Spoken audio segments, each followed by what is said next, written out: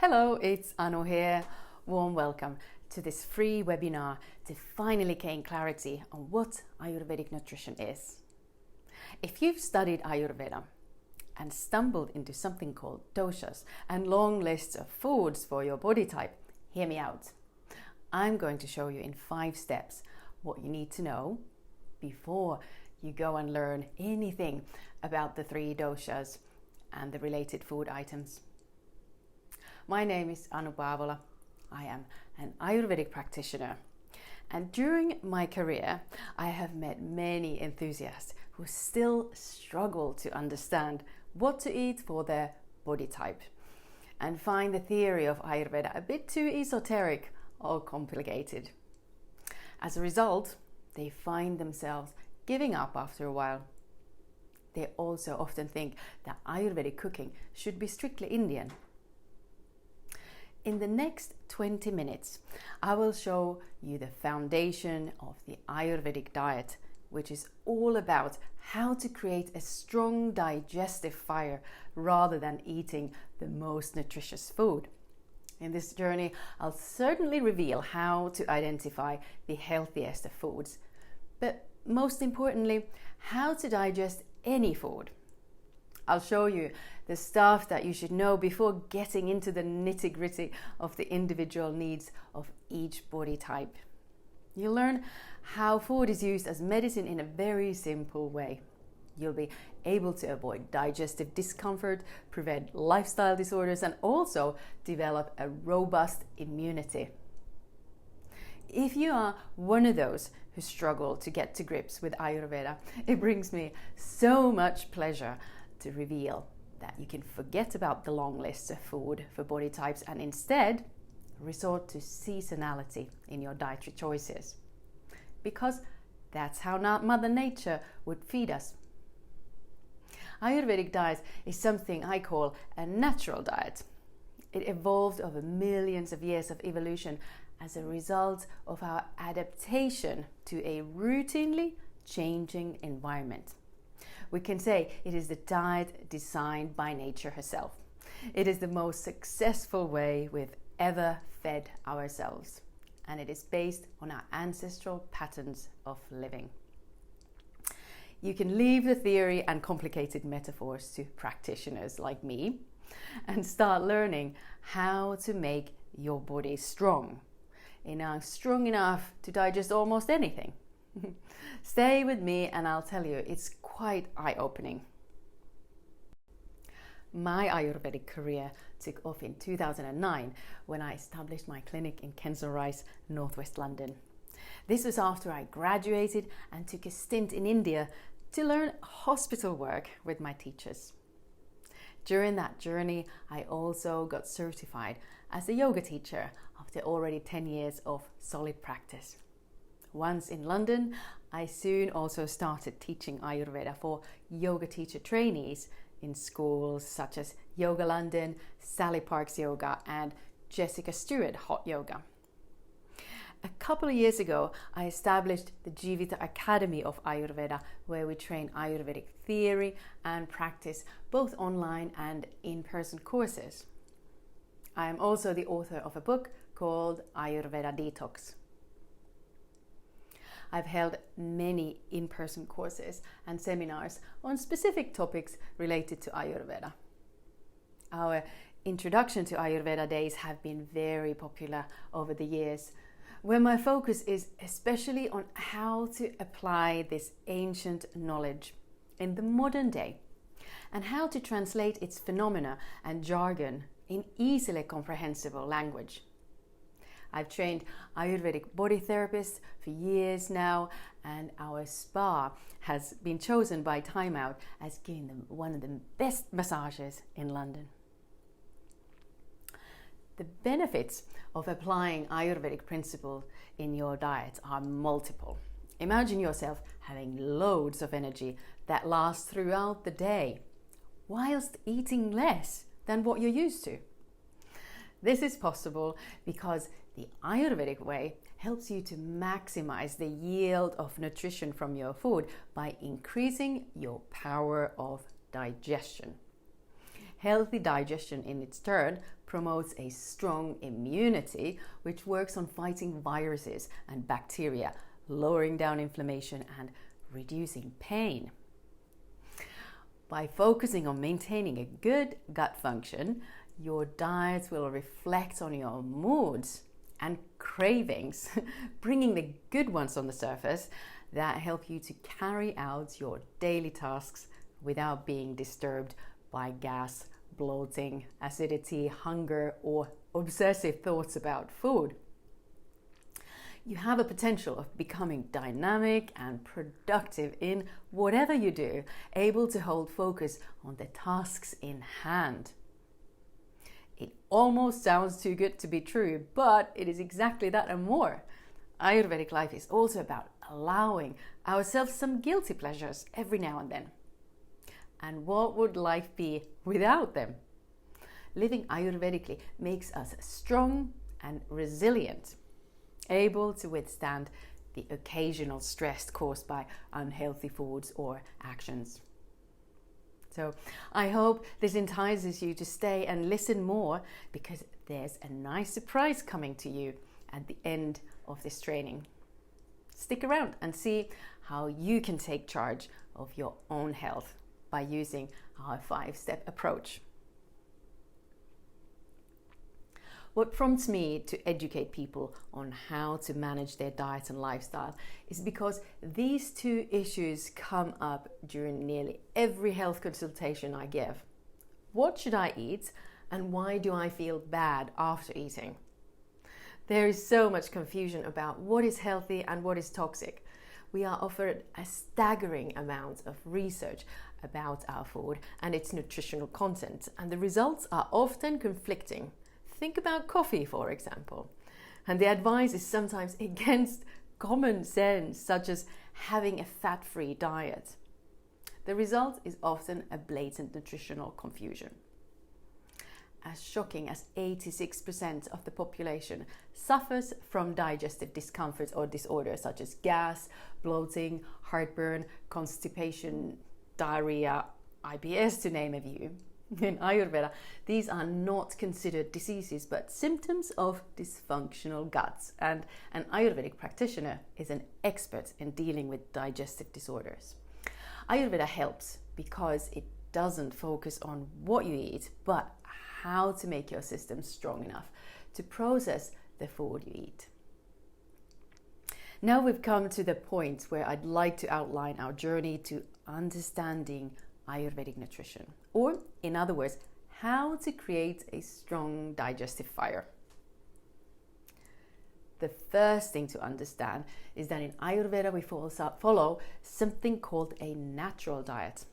It is what you can imagine our ancestors enjoyed in Paleolithic times, when we were roaming the earth. Nomadic living was conditioned by the cycle of days and nights and the seasons. Food, consequently, was always locally sourced, organic, and obviously seasonal. In the second step, we'll learn how to eat our seasonal food. And I've got 2 words for you: simple and slow.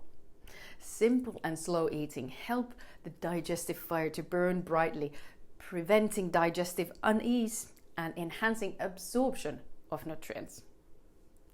Seasonal living means being in sync with the natural cycles, which takes us to the third step.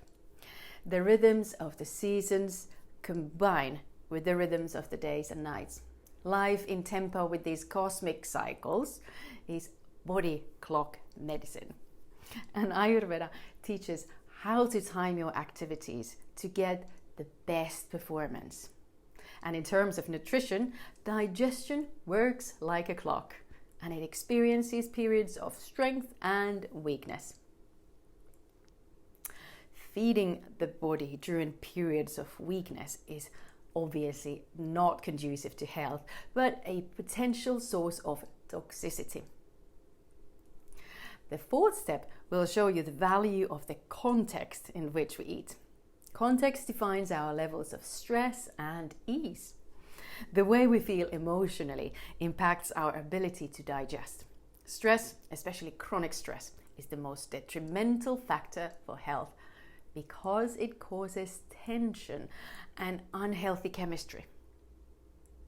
When we feel comfortable and relaxed, we can digest almost anything because of the ease of flow inside our bodies and minds. The fifth and the last step teaches that our digestive power is directly proportional to the nutritional value. Simply said, if you can't digest well, you can't expect to receive much nutrition from your food.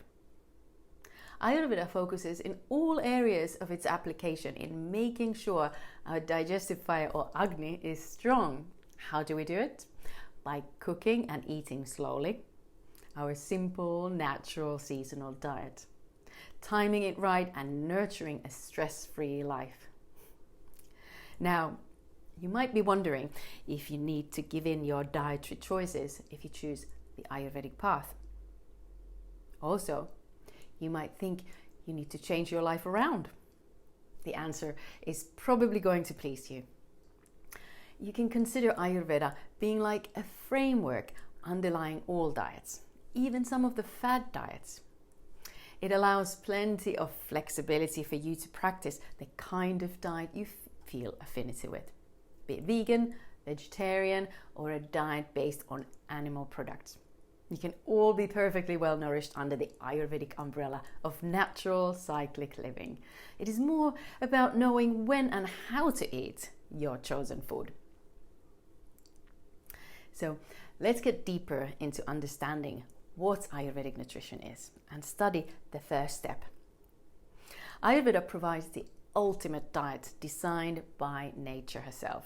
This diet and related lifestyle have not been invented by anyone, but written down thousands of years ago in India after careful observation of how nature nourishes its being within any season. Natural diet is firstly based on seasonal offer. There are 3 main growth seasons within a year, and our diets should therefore change 3 times a year. Eating the same food year-round is not ideal. Following seasons allows food to act as powerful medicine because seasonal items provide us exactly the nutrients we need within changing seasons. Natural diet is based on what grows and what is offered locally. It is therefore not vegetarian or vegan or paleo diet. It is what is available at any location, what is natural to that place. In warm areas, being vegetarian is natural when nature provides harvest throughout the year. In higher latitudes, such as northern Finland, where I am from, growth season is short and some meat and fish is natural there. The places where scarcity of vegetation is present, it is natural to eat more animal products. The debate whether we should have dairy or meat in our diet is valid firstly if we look at things locally. Seasonal eating also creates an extra layer of affinity with nature by lifting healthy cravings and aversions into our awareness. If you get into this rhythm, you'll notice that these cravings and aversions are, as if by magic, seasonal. I myself, for example, don't like eating cool or raw salads in winter, but love them in summer when it is time to eat them. I also tend to lose my appetite a bit in spring, which makes fasting easier because spring is the ideal time to detoxify, whereas in autumn my appetite grows impressively towards the Christmas period. Naturalness also means organic and unprocessed, unless it is in our own kitchen by heat, mixing, seasoning and fermentation. Anything being a result of food industry is not natural food, even if it was labeled organic. We want to have real food, eat it in season, food that is as locally sourced as possible, just like our ancestors did. There was no other way. In fact, this kind of eating was the norm until very recently, and at least until 100 years ago. At this point, I'd like to break A couple of myths I've found many people have, especially those who have dabbed into Ayurveda a little. The first is that Ayurvedic nutrition is very complicated. You've now seen that the foundation is not that hard. It is seasonal, organic, and local for everyone, no matter what your body type is. Which takes me to the next myth, that you need to know your doshas. I agree that Ayurveda might feel difficult to grasp because majority of the literature offered starts approaching the subject from doshas. Doshas are actually at a quite advanced level of Ayurvedic science and can make learning, especially for beginners, frustrating. Knowing your body type is not that important for basic Ayurvedic life. In our everyday life, we can forget about the doshas, the lists of foods for each dosha type or combined ones, which can make things very complicated. Before starting to tweak your diet for specific needs, you need to understand the importance of seasonality and timing. Rather than eating the same food items and meals year round, all body types should eat seasonal food because that's what nature offers us at any specific time. Now that we've understood what we should eat, no matter what the body type, we can move to our second step to learn how that food should be eaten. Again, it is not very complicated, but common sense. Simplicity and slowness have more to do with our nutrition than you can imagine. Simple meals, cooked and eaten slowly, are the ones that promote easy digestion and consequently ensure we absorb all the nutrients we need.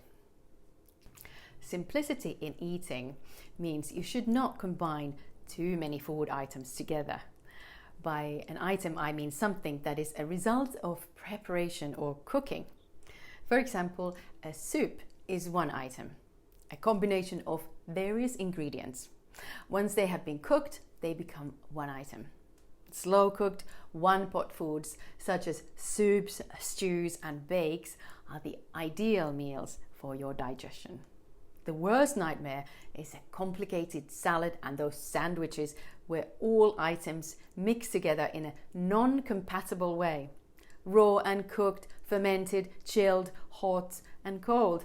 Actually, even worse are the salad bars, where you can combine various different salads together. A plate of lasagna is generally much easier to digest than a combo of cold salads containing potentially over 40 items, many of them incompatible. A famous Ayurvedic pundit, Dr. Ladd, summarized slow eating like this. You should drink your solids and eat your liquids. In other words, you should chew as long as it takes to liquefy your morsels. As regards liquids, you should avoid pouring down large quantities, especially during meals. But make sure you sip between mouthfuls and use your mouth as a heater, so the drink is not cold when it reaches the stomach. Slowing down and avoiding complicated meals is the route to easy digestion and avoiding gas and bloating. And even if you have to eat that sandwich or salad, it helps greatly if you just create mindfulness of chewing, and chewing a bit more. So far, I hope you've learned that Ayurvedic diet is quite an uncomplicated thing. All you need to remember are these 3 S's: simple, slow, and seasonal, and you are already fully immersed in Ayurvedic diet and lifestyle. It is important to understand that our bodies do not function at the same level of efficiency at all the time. Our organs and organ systems, such as the brain and the gut, are controlled by clocks in our genes. They have hours of high and low function. Knowing the correct times of feeding heightens our ability to digest and absorb nutrients and be efficient at getting rid of toxins. timing of meals has a critical role in adding nutritional value to our food and controlling weight. The digestive power is low in 2 moments of the day, morning and evening. Unfortunately for many, these are the times that they eat their main meals.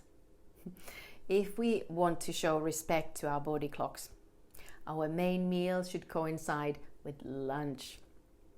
Lunch should never be skipped because not only the body is able to digest almost anything, but also, if eaten correctly, it provides energy for the afternoon hours. Excessively heavy breakfasts and late dinners are one of the most detrimental factors for our health. Digestion is not what the body would want to do at night. It would love to focus on healing and recovering from the daily wear and tear. Immunity and healing in general require plenty of energy. Late meals steal the energy from immunity for food breakdown and creates conditions for weight gain and early aging, not to mention waking up stiff, puffy and moody. With these feelings, if you go and have a heavy breakfast straight from bed, you are likely to create a digestive nightmare for the rest of the day. Ayurveda promotes small intermittent fasting. This means no snacking between meals and no eating after 6 p.m. Each meal should leave all our senses satisfied so that cravings do not arise between meals, which should have at least 4 hours break between them. The ideal rhythm between fasting and feeding is 8:16 ratio, such as light breakfast at 9, hefty lunch at 1 and light supper at 5. This will set our body clocks in a healthy rhythm that helps the recovery and regeneration at night. Evening fasting is a very powerful tool to resolve local and systemic inflammation and reduce pain. The 4th step in our journey explains how your feelings determine the value of your food and how you digest. How you feel is dependent on the context. Your feelings change from moment to moment. The context therefore defines if something is good for you or not. Let's take the example of coffee. There is no general consensus in the world of nutritionists if coffee is good or bad. In Ayurvedic terms, coffee is neither. It just depends on how you feel. If you feel hyperactive, can't concentrate and feel dryness in your body, then coffee is obviously not good for you. The qualities of coffee are dry, light and stimulating. These qualities would push you off the edge and make you feel even worse. Whereas if you're lethargic, heavy and feel like you need a kick on the backside, coffee might just be your solution. In this case, it is your medicine, whereas in the first scenario, it is your toxin. Coffee or any other natural food is never toxic or medicinal per se. It all depends on what you feel inside and what are the feelings your food or drinks will promote. Another simple example is that if you feel uncomfortably cold, trying to find comfort from an icy drink is not going to work. You need a warm cup of tea, and you know that intuitively. Ayurveda is in you already. There is, however, another factor that interferes with our ability to digest and heal. It is a feeling called stress. Stress is a bad companion at a dinner table. Be it mental, emotional, or physical, it slows down or even stops digestion. By causing tension, stress is a bad health, and by large ease and relaxation promote good digestion and are the foundation for healing in general. Eating under stress impacts the way food moves down, how much enzymes you secrete, and what kind of gut flora we have helping our digestion. Any kind of stress management works for improving digestion as long as the result is a feeling of comfort and safety. Our final and 5th step is about the digestive fire called Agni. Agni is the most important regulator of our health. In Ayurveda, 90% of the diseases is said to originate from dysfunctional Agni. This is confirmed now also by Western gut experts. Strong Agni promotes our cells' intelligence to heal and regenerate.